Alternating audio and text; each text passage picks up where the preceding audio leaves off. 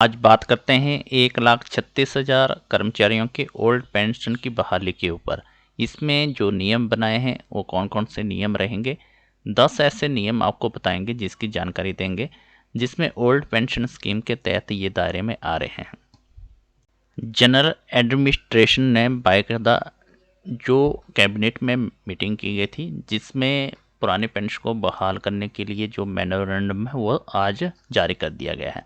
इस मेमोरेंडम के आधार पे क्या स्थिति रहती है, अब भविष्य में जो पेंशन मिलने वाली है सरकार पे ऊपर कितना बोझ पड़ेगा, और इसमें किस तरह के कैटेगरी वाइज डिवाइड किया गया है पेंशन वालों को, जिसमें इसमें फिजिकल हैंडीकैप्ड के अलग आएंगे, जो 4th क्लास के, 3rd क्लास के, 1st क्लास के, अलग अलग कैटेगरी के आधार पर ये डिवाइड किया गया है।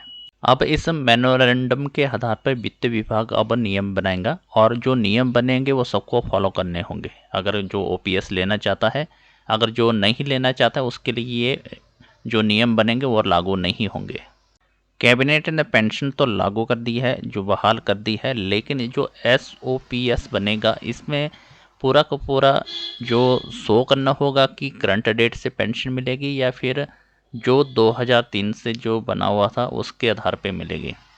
तो सबसे पहला इम्पोर्टेंट सवाल रहता है कि एनपीएस कर्मियों से जो रिकवरी कैसे किया जाए। 2003 से लेकर 2022 के बीच में जितने भी कर्मचारी रिटायर हुए हैं उनको 60% जो है उनको पैसा मिल चुका है। अब उसको रिकवर कैसे किया जाए, इसकी बहुत बड़ी समस्या अब आने वाली है। कर्मचारियों को जो 60% पैसा मिला हुआ है, इसमें राज्य सरकार का भी भाग है। अब राज्य सरकार ऐसा नहीं चाहेगी कि दोहरा लाभ कर्मचारियों को दे। इन कर्मचारियों को ये पैसा लौटाना होगा। और अब बात करते हैं एरियर की, क्या सरकार इसमें एरियर देगी कि नहीं देगी। इसमें राज्य सरकार का 60% का योगदान है, जो रिकवरी में काउंट होगा, या फिर जो एरियर है वो या रिकवरी में काउंट होगा। ऐसा सरकार कर सकती है कि जो रिकवरी की राशि है जो एरियर में रिकवर कर दे, या फिर रिकवर की राशि जो एरियर का जो मिलेगा कर्मचारियों को उसमें रिकवर कर लेगी, या फिर एरियर नहीं देना है, जो रिकवरी का है वही हिमाचल के जो कर्मचारियों से वसूल करेगी। दूसरा एसओपी का दूसरा पहलू, एनपीएस में रहने वाले कर्मचारियों का क्या प्रावधान रहेगा। कर्मचारियों के लिए 2 ऑप्शन रहेंगे, एक एनपीएस एक ओपीएस। अगर कर्मचारी चाहता है कि मैं एनपीएस में रहना चाहेगा तो उसको एनपीएस का लाभ मिलेगा। अगर वो चाहता है कि मैंने ओपीएस में आना है तो ओपीएस का उसको लाभ मिलेगा और एनपीएस से वो हट जाएगा।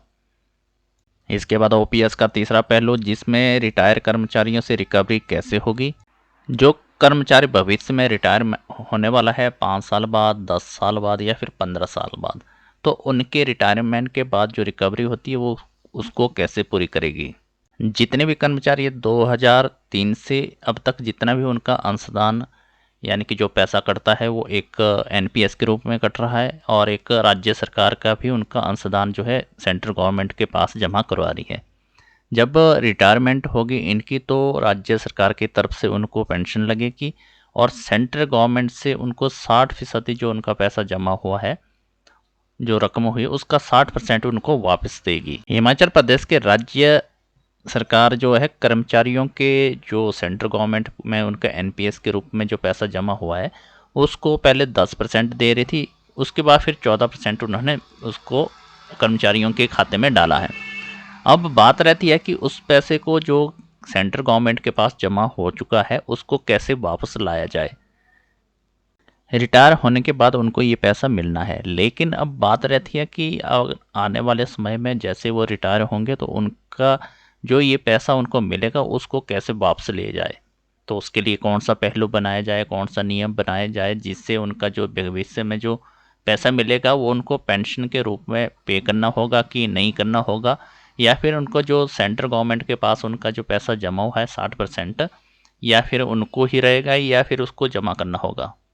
तो इसमें जो पहलू है बहुत ही उलझे हुए रहते हैं, इसलिए जो ओपीएस में अब ये नई व्यवस्था की जा रही है, इसमें एक ऐसा कॉलम बनाया जा रहा है जिसमें अंडरटेकिंग फॉर्म के तौर पे ये आपको भरना होगा। जो भी ओपीएस लेना चाहता है उसको अंडरटेकिंग फॉर्म भर के देना होगा। जो अंडरटेकिंग फॉर्म बनेगा उसमें राज्य सरकार की तरफ से जो 10% और उसके बाद फिर 14% का जो एनपीएस के रूप में सेंट्रल गवर्नमेंट को पैसा जो जमा हुआ है, उसको रिटायरमेंट के बाद जैसे ये पैसा मिलता है, अगर वो ओपीएस स्कीम में आना चाहते हैं तो उनको वो पैसा पूरा का पूरा जितना भी मिलेगा 60% मिलेगा, उसको लौटाना होगा, तभी वो ओपीएस के अंतर्गत आएंगे। इसके बाद अब चौथा पहलू रहता है कि रिटायरमेंट होने के बाद जो ओपीएस मिलेगी तो उसमें कितनी पेंशन उनको मिलेगी। 2003 से पहले का जो प्रावधान था, जितने भी रिटायरमेंट का उनकी लास्ट जो सैलरी रहती है तो उसका 50% उनको पेंशन के रूप में दिया जाता है, और जैसे भी अगर उनकी मृत्यु हो जाती है तो उनकी जो वाइफ होती है उसको 30% पेंशन दी जाती है। अब एसओपी में यही सारा का सारा हिस्सा रहेगा, या इसमें बदलाव किया जाएगा कि जो लास्ट में जो उनको पेंशन है, मतलब सैलरी के आधार पे जो उनको पेंशन मिलेगी वही मिलेगी, या इसमें कोई बदलाव होगा, इसका नया जो मेमोरेंडम आएगा उसमें शो होगा, क्योंकि वित्तीय विभाग अब इसके आधार पे जो अब तो घोषणा हो चुकी है, मेमोरेंडम जो बनाया था उसको भी लागू कर दिया गया है।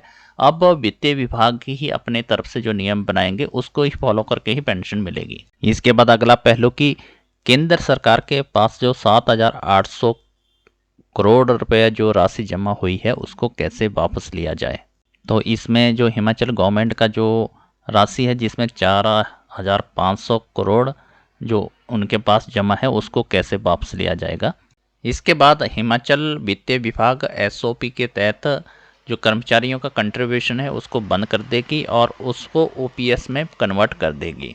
इसके बाद वित्तीय विभाग एसओपी के जो नोटिफिकेशन के आधार पे अपने नियम जारी करेगा, और उसके बाद तुरंत ही जो एनपीएस का जो किस्त जाती है स्टेट गवर्नमेंट्स की सेंट्रल गवर्नमेंट को, वो तुरंत बंद हो जाएगी और ओपीएस के जो जीपीएफ अकाउंट है वो खोले जाएंगे, और इसी के आधार पे जो कर्मचारियों के खाते में ओल्ड पेंशन लागू हो जाएगी और उनको पैसा मिलना शुरू हो जाएगा। तो इस पुरानी पेंशन से जुड़ी बहुत सी ऐसी नियम है, व्यवस्था है, जिसके कारण ही एसओपी बनाई जा रही है, और इस एसओपी में हर एक कर्मचारी के लिए अलग अलग नियम होंगे, क्योंकि जो कर्मचारी है अलग अलग कैटेगरी के आधार पर रिटायर होगा, कोई 3rd क्लास का, 2nd क्लास का, कोई 1st क्लास का, उसके आधार पे ही उसको जो पेंशन की राशि है वो मिलेगी। तो उसमें भी उसके आधार पे उसको एसओपी के जो नियम बनेंगे वो भी कर्मचारियों की पोजीशन के आधार पे ही बनेंगे, जिसमें एक तो फिजिकल हैंडीकैप्ड कैंडिडेट भी आते हैं, उन जिनको पहले से ही पेंशन मिल रही है उसके भी आधार पे उनको नियम बनेंगे, और उसके आधार पे उनको पेंशन दी जाएगी कि किस तरह उनको जो ओपीएस दी जाए। हिमाचल प्रदेश में 15 मई 2003 के बाद 12,600 कर्मचारी जो रिटायर हुए हैं, 10 साल से कम जिनका पीरियड है वो 6,400 कर्मचारी हैं, और 10 साल से ज़्यादा वाले 4109 कर्मचारी हैं। एसओपी की नोटिफिकेशन जारी होने के बाद जो 4,100 जो 10 साल से ऊपर कर्मचारी है उनके खाते में डायरेक्ट ओल्ड पेंशन चली जाएगी। अब तक 2003 के बाद 12,600 कर्मचारी रिटायर हो चुके हैं, और इसमें डेथ केस और डिसेबिलिटी कैंडिडेट 2200 कैंडिडेट हैं। इन कर्मचारियों को 2009 की नोटिफिकेशन के अनुसार पहले ही ओपीएस मिल रहा है। अब 5 साल के बाद हिमाचल प्रदेश में 21,900 कर्मचारी रिटायर होंगे, और इसके 10 साल के बाद 16,623 कर्मचारी रिटायर होंगे।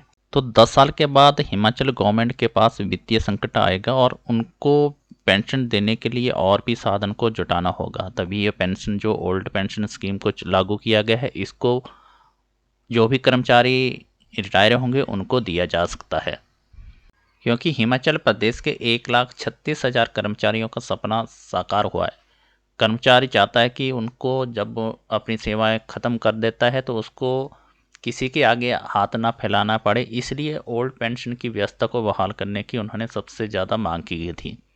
इन कर्मचारियों ने कोविड के काल में बहुत से ऐसे सेवाएं भी दी, हर एक चौराहे पे जितना हो सके उन्होंने अपना फ़र्ज निभाया है। अब हकदार बनते हैं कि जब उनकी सर्विसें ख़त्म हो जाती है तो उनको अपने आजीवन के लिए जो भी उनका पास समय बचता है वो बिल्कुल ही उनको किसी के आगे बिना हाथ फैलाए हुए उनको वो समय कट सके। तो सभी का अपना भविष्य सुरक्षित करने का हक होता है, तो अपना भविष्य को सुरक्षित करने के लिए ही ये मांग रखी गई थी।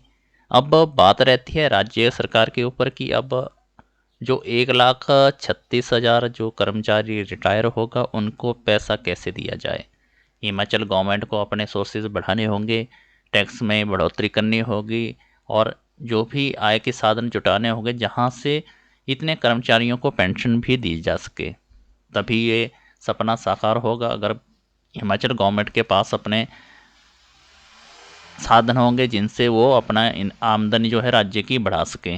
हिमाचल प्रदेश के सीएम सुक्खू इसी के ऊपर कार्य कर रहे हैं और बहुत ही जल्दी वह नए नए उपायों के साथ जो है राज्य की आर्थिक स्थिति को भी सुधारेंगे।